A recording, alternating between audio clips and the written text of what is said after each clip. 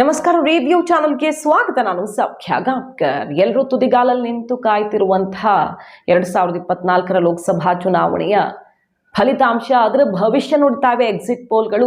ಮತಗಟ್ಟೆ ಸಮೀಕ್ಷೆ ಏನು ಹೇಳ್ತಾ ಇದೆ, ಪ್ರತಿಷ್ಠಿತ ಸಮೀಕ್ಷಾ ಸಂಸ್ಥೆಗಳು, ನ್ಯಾಷನಲ್ ಸುದ್ದಿವಾಹಿನಿಗಳ ನೆಟ್ವರ್ಕ್ಗಳ ಎಕ್ಸಿಟ್ ಪೋಲ್ ನಂಬರ್ಸ್ ಅನ್ನು ನೀವು ಕೂಡ ನೋಡೇ ಇರ್ತೀರಿ.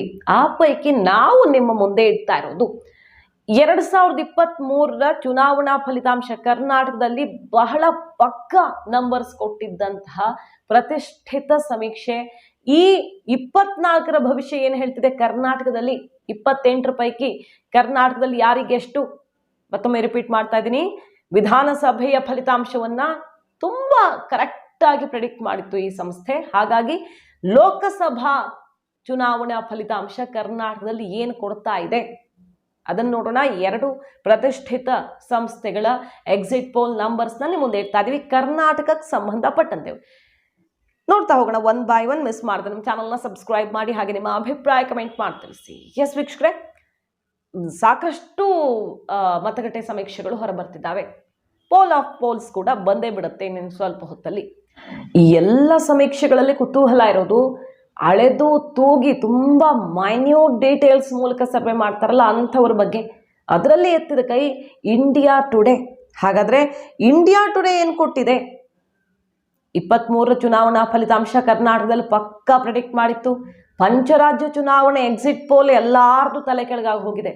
ಆದರೆ ಮಧ್ಯಪ್ರದೇಶದ ಬಗ್ಗೆ ಇಂಡಿಯಾ ಟುಡೇ ಬಹುತೇಕ ಕರೆಕ್ಟ್ ಆಗಿ ಗೆಸ್ ಮಾಡಿತ್ತು. ಸೊ ಇಂಡಿಯಾ ಟುಡೇ ಕೊಡೋ ನಂಬರ್ ಬಗ್ಗೆ ಒಂದು ನಂಬಿಕೆ ಇರುತ್ತೆ. ಏನು ಕೊಡ್ತಾ ಇದೆ, ಸ್ಪೆಷಲಿ ಕರ್ನಾಟಕದ ಪಕ್ಕಾ ಲೆಕ್ಕ ಕೊಟ್ಟಿತ್ತಲ್ಲ, ಹಾಗಾಗಿ ಈ ಸಲ ಏನು ಕೊಡ್ತಾ ಇದೆ 24ರ ಭವಿಷ್ಯ. 28 ಸೀಟ್ಸ್ ಪೈಕಿ ಇಂಡಿಯಾ ಟುಡೇ ಪ್ರಕಾರ ಬಿಜೆಪಿಗೆ 20ರಿಂದ 22 ಬಿಗ್ ನಂಬರ್ ಅನ್ನೇ ಕೊಡ್ತಾ ಇದೆ. ಇದು ಬರೀ ಬಿಜೆಪಿಗೆ 20ರಿಂದ 22, JDSಗೆ 2ರಿಂದ 3, ಕಾಂಗ್ರೆಸ್ಗೆ 3ರಿಂದ 5 ಅನ್ನುವಂತಹ ಫಲಿತಾಂಶ ಕೊಡ್ತಾ ಇದೆ. ಸೊ JDS ಬಿಜೆಪಿ ಸೇರ್ಕೊಂಡು NDA ಮೈತ್ರಿಕೂಟ ಕರ್ನಾಟಕದಲ್ಲಿ 25ರ ತನಕನೂ ಹೋಗುವಂತಹ ಭರ್ಜರಿ ನಂಬರ್ ಅನ್ನು ಕೊಡ್ತಾ ಇದೆ ಇಂಡಿಯಾ ಟುಡೇ.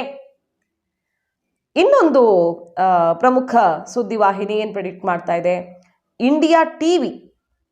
ಇಂಡಿಯಾ ಟುಡೇ ಆಯ್ತು, ಇಂಡಿಯಾ ಟಿವಿ ಕರ್ನಾಟಕದಲ್ಲಿ ಬಿಜೆಪಿಗೆ ಎಷ್ಟು ಕೊಡ್ತಾ ಇದೆ, ಕಾಂಗ್ರೆಸ್ಗೆ ಎಷ್ಟು ಕೊಡ್ತಾ ಇದೆ. 18ರಿಂದ 22, ಆಲ್ಮೋಸ್ಟ್ ಸೇಮ್ ಬಟ್ ರೇಂಜ್ ಬೇರೆ ರೀತಿ ಇದೆ. ಇಂಡಿಯಾ ಟಿವಿ ಕರ್ನಾಟಕದಲ್ಲಿ ಬಿಜೆಪಿಗೆ 18ರಿಂದ 22, ಕಾಂಗ್ರೆಸ್ಗೆ 4ರಿಂದ 8, JDSಗೆ 1ರಿಂದ 3 ಅನ್ನೋ ನಂಬರ್ ಅನ್ನು ಕೊಡ್ತಾ ಇದೆ.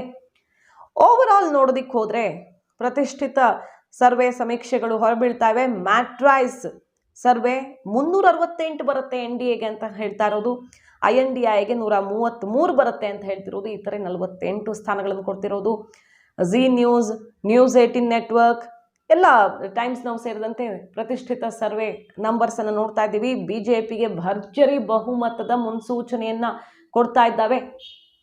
ಇನ್ನು ನ್ಯೂಸ್ 18 ನೆಟ್ವರ್ಕ್ ಸರ್ವೆಯ ಪ್ರಕಾರ ತಮಿಳುನಾಡಿನಲ್ಲಿ ಏನಾಗುತ್ತೆ, ತೆಲಂಗಾಣದಲ್ಲಿ ಏನಾಗುತ್ತೆ ಅದನ್ನು ಕೂಡ ನಿಮ್ಮ ಮುಂದೆ ಇಡ್ತಾ ಹೋಗ್ತೀವಿ. ತಮಿಳುನಾಡಿನಲ್ಲಿ ಬಿಜೆಪಿಗೆ 1ರಿಂದ 3 ಸ್ಥಾನಗಳು, ಕೇರಳದಲ್ಲಿ 1ರಿಂದ 3 ಸ್ಥಾನಗಳು, ಕರ್ನಾಟಕದಲ್ಲಿ ನ್ಯೂಸ್ 18 ಕೊಡ್ತಿರೋದು ಬಿಜೆಪಿಗೆ 21ರಿಂದ 24 ಸ್ಥಾನಗಳು ಅಂತ. ಸೊ 3 ಪ್ರತಿಷ್ಠಿತ ಸರ್ವೆಗಳನ್ನು ನೋಡ್ತಿದ್ದೀವಿ. ಇಂಡಿಯಾ ಟುಡೇ, ಇಂಡಿಯಾ ಟಿವಿ ಮತ್ತು ನ್ಯೂಸ್ 18 ಸಮೀಕ್ಷೆಗಳು 22, 23 ರೇಂಜ್ ಅಲ್ಲಿ, 21ರಿಂದ 24 ಅಂತ ನ್ಯೂಸ್ 18 ಕೊಡ್ತಾ ಇರೋದು.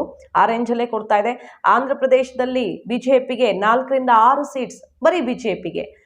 ಇನ್ನು ತೆಲಂಗಾಣದಲ್ಲಿ 7ರಿಂದ 10 ಸ್ಥಾನಗಳು ಅಂತ ಕೊಡ್ತಾ ಇರೋದು. ಸೊ ನ್ಯೂಸ್ 18 ನೆಟ್ವರ್ಕ್ ಸರ್ವೆಯ ಪ್ರಕಾರ ದಕ್ಷಿಣದಲ್ಲಿ ಭರ್ಜರಿಯಾಗಿ ಗೇನ್ ಆಗತ್ತೆ.